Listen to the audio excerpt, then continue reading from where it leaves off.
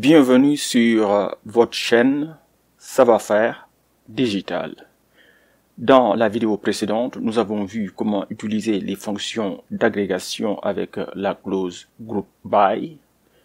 Dans cette vidéo, nous verrons comment utiliser les motifs génériques pour filtrer les données sélectionnées à l'aide de la clause where combinée avec l'opérateur SQL-like.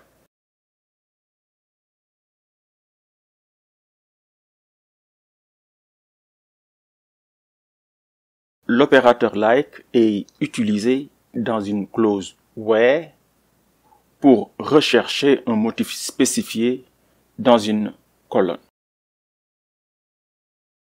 Deux caractères génériques sont souvent utilisés en conjonction avec l'opérateur like.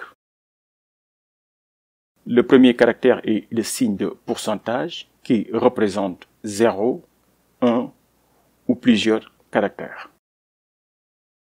Et le signe de soulignement ou bien underscore, donc le tiré du bas, qui représente un seul caractère.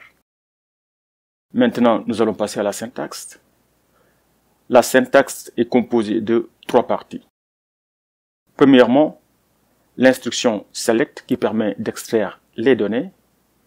Deuxièmement, la commande from qui permet de spécifier la table à sélectionner. Et troisièmement, la clause where qui permet de filtrer les données avec l'opérateur like et son motif générique. Passons maintenant à la démonstration. Voilà, nous allons commencer notre démonstration pour cette vidéo concernant l'étude du langage SQL. Et nous allons commencer d'abord par sélectionner en fait notre base de données qui est là. Ok, nous utilisons toujours la base de données expérimentale NorthwindDB et pour cette démonstration-là, nous allons travailler sur la table des clients, donc Customers. Ok, donc on va exécuter ces deux requêtes-là pour sélectionner la base de données et puis voir la structure de notre table. Les deux requêtes sont exécutées et voilà, donc nous voyons très bien que notre table contient l'ID en fait du client, le nom de la compagnie, le nom du contact, le titre du contact, adresse, etc. Voilà, maintenant nous allons passer à l'étude proprement dite de l'opérateur like. Et nous allons commencer par en fait le caractère générique, le pourcentage. Donc ici, voilà en fait ce que nous voulons étudier, c'est en fait le caractère générique. Bon, en anglais on dit wildcard, qui concerne en fait le pourcentage. Et par exemple, nous travaillons sur la table des clients, customers. Et par exemple, nous voulons lister tous les clients dont le nom commence par la lettre A. Customers with contact name that starts with A. Donc, vous voyez qu'ici, par exemple, on a ici quelque part le nom des contacts, par exemple ici. Donc, maintenant, vous voyez qu'en fait, il y a plusieurs clients ici. Maintenant, on veut seulement lister les clients qui ont un nom qui commence par A. Et pour cela, dans notre clause where, qu'est-ce qu'il faut ajouter? Contact name, donc c'est la colonne qui nous intéresse. Like, ça veut dire qu'il ressemble à quelque chose comme cela. Le nom du client doit commencer par A et puis on met un pourcentage. Un pourcentage, donc ça peut être 0, 1, 2, 3 ou bien N caractères. Ok? Si on exécute ce code-là, vous allez voir qu'en fait, dans cette table-là, maintenant, on aura uniquement les clients qui ont un nom qui commence par A. Et vous n'avez pas besoin de mettre ici A là en majuscule. Il suffit tout juste de mettre A. De toutes les façons, les deux marchent. A minuscule ou bien A majuscule, ça va vous lister en fait tous les clients dont le nom commence par A. Autre chose, ici, nous n'allons pas lister en fait toutes les colonnes de la table. Nous allons uniquement lister en fait les trois colonnes qui nous intéressent. Le nom de la compagnie, le nom du contact et puis le titre du contact. Ici, on va exécuter ceci. Donc, vous voyez très bien que nous aurons uniquement 3 colonnes. Ici, vous voyez que dans cette colonne-là, nous avons le nom de la compagnie, mais ici, nous avons le nom du contact et vous voyez qu'en fait, toutes ces personnes-là ont un nom qui commence par A. Passons maintenant à un deuxième exemple, toujours avec le caractère générique pourcentage. Donc ici, nous avons ce code-là. Qu'est-ce qu'on veut? Maintenant, nous voulons faire quelque chose comme cela. Contact titles that contains cells. Donc, nous allons toujours lister les 3 colonnes qui nous intéressent. Nous travaillons toujours sur la même table, mais cette fois-ci, nous voulons, par exemple, uniquement les clients ou bien les contacts dont le nom contient, par exemple, sales. Ça veut dire qu'en fait, c'est des gens qui travaillent dans le domaine de la vente. Par exemple, ici, vous voyez ici Sales Manager. Donc, c'est le manager de l'équipe de vente. Dans ce cas de figure-là, qu'est-ce qu'on va faire? On va exécuter ceci. Et vous voyez maintenant qu'en fait, toutes ces personnes-là qui sont listées ici, leur titre ou bien job title, c'est Sales Representative ou bien Sales Agent. Comme on le voit, toutes ces personnes-là, en fait, travaillent dans l'équipe de vente. Passons à un autre exemple ici. Maintenant, voilà ce que nous voulons faire maintenant. Nous avons le commentaire d'en haut. Contact title that contains sales, but starts with A like assistant sales. OK? Regardez la requête devant ici. Ici, nous voulions tout juste en fait le titre, contact title, qui commence par sales et après il y a quelque chose qui vient, comme par exemple sales manager, sales assistant. Maintenant, nous voulons faire quelque chose de beaucoup plus compliqué. Non seulement en fait la personne travaille dans l'équipe de vente, donc il y aura sales. Donc le mot sales doit exister en fait dans son titre, mais attention, nous voulons que son titre commence par A. Et j'ai donné un exemple ici. Par exemple, si le titre commence par exemple, Assistant Sales, donc non seulement la personne est un assistant, mais il travaille aussi dans l'équipe de vente. Voilà le motif générique qu'il faudrait donner. Donc, on dit, le titre doit commencer par A. Maintenant, n'importe quoi peut venir après. L'essentiel, il faut que le titre commence par A. Et il faut que le titre contienne le mot Sales. Et n'importe quoi aussi peut venir après Sales. Et ce n'importe quoi là peut être peut-être même rien. Parce que pourcentage peut bien dire le vide. Donc, 0 caractère. OK? Je répète, le titre doit contenir le mot sales, mais le titre doit commencer par A. Et j'ai donné, par exemple, un exemple ici, par exemple, un exemple assistant sales. OK? Donc, si on exécute cette requête-là, vous allez voir que nous aurons maintenant 3 lignes de données. Ces 3 personnes-là, par exemple, vous voyez que c'est assistant sales agent, ou bien assistant sales representative, ou bien assistant sales agent again. Donc, vous voyez qu'en fait, ce n'est pas seulement que le titre doit contenir le mot sales, le titre doit contenir le mot sales ou bien vente, mais mieux encore, le titre doit commencer par la lettre A. OK? Le titre de la personne doit contenir vente, mais doit commencer aussi par la lettre A. Et vous voyez très bien que tous ces 3 titres-là commencent par la lettre A et contiennent en même temps sales. Maintenant, on peut aussi être beaucoup plus explicite. Donc, je vais donner un autre exemple ici. Là, vous voyez, par exemple, on s'occupe toujours au titre du contact. Maintenant, nous voulons que le titre commence par la lettre S, comme par exemple dans Sales. Maintenant, attention, nous voulons que le premier S qui est là soit suivi exactement de 3 caractères. Et après les 3 caractères, un autre S. OK? Donc, qu'est-ce qu'on fait ici? Donc, on fait like, comme ça. Et puis, on commence par S parce qu'on avait dit qu'il faut commencer par un S. Après, le S doit être suivi d'exactement 3 caractères. Donc, vous voyez ici, par exemple, bon, je vais l'enlever. Donc, il faut mettre 3 underscores. 1, 2, 3. Donc, vous voyez qu'en fait, maintenant, ici, on est en train d'être beaucoup plus explicite. Je ne sais pas si vous voyez pourquoi.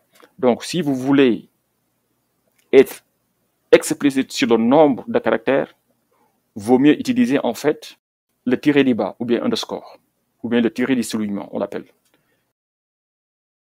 Je vais même l'ajouter ici, underscore wildcard. Si vous voulez connaître exactement le nombre de caractères, on utilise en fait le tiré du bas. OK? Et c'est pourquoi vous voyez ici, on dit contact title like. On a dit que ça doit commencer par S parce qu'on voulait quelque chose qui commence par S, n'est-ce pas? Ici. Et après, nous avions dit que après le S, nous voulons exactement 3 caractères. Mais les 3 caractères peuvent faire n'importe quoi. Donc ici, on aura 1, 2 et 3. Donc, 3 tirés du bas. Maintenant, on a dit qu'après les 3 caractères, on veut encore un autre S. Donc, on a ajouté ici un S, vous le voyez. Maintenant, après cela, on peut avoir n'importe quoi, donc on met un pourcentage. Attention maintenant, ce pourcentage-là est important. D'ailleurs, on va exécuter la requête sans pourcentage et avec pourcentage. Bon, là, je vais enlever par exemple le pourcentage. Et puis, on va essayer d'exécuter cette requête-là pour voir c'est quoi le résultat. Si j'exécute ceci, vous voyez qu'en fait, je n'ai aucun résultat, c'est vide. Vous voyez pourquoi? Parce que il n'y a aucune personne dont le titre est égal à sales ou bien vente. C'est toujours sales representative ou bien sales assistant ou bien sales manager, etc. Donc forcément, il faut ajouter par exemple ici le pourcentage pour dire qu'après sales, n'importe quoi peut venir. Dans ce cas de figure-là, maintenant, si on exécute notre requête, vous voyez que vous aurez en fait le résultat que vous voulez. Non seulement le titre commence par S, après on peut avoir 1, 2, 3 lettres qui viennent, c'est pourquoi on a utilisé les 3 tirés du bas, on finit avec un S et après n'importe quoi peut venir. L'essentiel c'est qu'ici, bon, de toutes les façons ici on pouvait aussi faire quelque chose comme cela qui allait aussi marcher comme ceci par exemple. Si je mets quelque chose comme ceci, et puis bon, si j'exécute, je me suis trompé, donc j'ai sélectionné ce qu'il ne fallait pas. Il fallait sélectionner tout simplement en fait la requête, ou bien si vous voulez, vous pouvez sélectionner le tout, mais avec le commentaire adéquatement, et puis on exécute. Voilà, maintenant ça marche, vous voyez qu'en fait on aura le même résultat, n'est-ce pas? Je voulais juste vous montrer que pour être plus explicite, si vous voulez exactement 3 tirés, il faudra faire 1, 2, 3, et puis dans ce cas de figure-là, maintenant, on peut exécuter encore ceci, et vous verrez qu'en fait, vous aurez le même résultat. Voilà un autre exemple. Donc, nouvelle requête. Ici, par exemple, qu'est-ce que nous voulons? Nous intéressons toujours au contact du client et puis nous voulons que le contact ait un S, mais ce S-là doit venir à la deuxième position. Par exemple, comme quelque chose comme assistant manager ou bien whatever. L'essentiel, vous voyez qu'en fait, dans ce titre-là, il y a un S. Et mieux, le S doit venir à la deuxième position, donc après le A. Dans ce cas de figure-là, puisque nous voulons exactement une lettre composée de n'importe quoi, donc là, puisque vous voulez une seule lettre, vous faites underscore. Donc vous mettez en fait le tiré du bas. Mais puisque la deuxième lettre qui vient doit impérativement être un S, donc vous mettez là-bas un S. Et puis ce qui vient après, vous mettez ici en fait pourcentage parce que ça fait n'importe quoi maintenant. Et si vous exécutez ceci, vous aurez en fait 3 lignes de données. Bon, vous voyez assistant sales agent, assistant sales representative, assistant sales agent again. Maintenant, je vais vous montrer la différence si quelqu'un fait quelque chose comme ceci. Il dit n'importe quoi et puis S et puis n'importe quoi. Ceci est différent. On va l'exécuter pour que vous puissiez le voir. Si ils exécutent ceci, vous voyez qu'en fait j'ai beaucoup plus de données. Dans le contact, il y a un S, mais ce S-là n'est pas forcément à la deuxième position, n'est-ce pas? Si nous voulons que le S soit effectivement à la deuxième position, il faut mettre ici un underscore, ou bien de tirer du soulignement, et puis là, dans ce cas de figure-là, on aura un jeu de données beaucoup plus restrictif. Maintenant, on va finir avec deux requêtes similaires. Je vais les mettre d'abord, après on va commander les résultats. Par exemple, imaginons, bon, je vais enlever ceci, et puis je vais aussi enlever ceci. Et là, je vais mettre ceci en commentaire.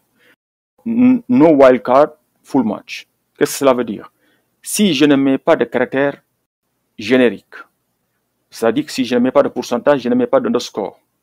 Dans ce cas de figure-là, en fait, like se ressemble à égal. Par exemple, quand je mets quelque chose comme ceci, bon, quand je mets select company name, contact title, et puis la même table, et puis dans la clause way, je mets contact title like owner. Donc, nous nous intéressons en fait aux contacts qui sont en même temps des propriétaires de l'entreprise. Hein? Parce que owner, ça veut dire propriétaire. Maintenant, vous voyez qu'ici, owner, c'est le titre en fait du contact. Mais vous voyez qu'il n'y a pas de caractère générique. Il n'y a pas de, comment je vais dire cela? Il n'y a pas de pourcentage, il n'y a pas de underscore. Dans ce cas de figure-là, like va se comporter uniquement comme égal. Parce que il y a aucun caractère générique. C'est pourquoi j'ai dit, if there's no wildcard, that's a full match. OK? Donc, on va exécuter de toutes les façons les deux requêtes en même temps. Et vous voyez qu'en fait, nous aurons exactement le même résultat.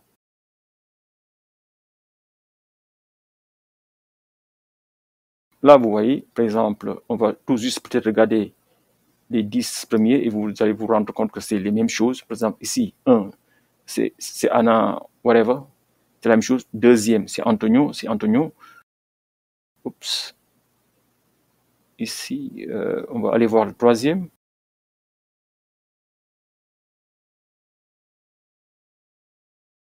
Troisième, Comidas. Troisième, Comidas. Etc. Donc, vous pouvez continuer à voir ici numéro 4 et puis vous pouvez comparer avec le numéro 4 ici. Et vous allez voir que de toutes les façons, en fait, en fin de compte, on aura le même jeu de données. Ici, à la fin, Wolski. Et on va venir à la fin. On a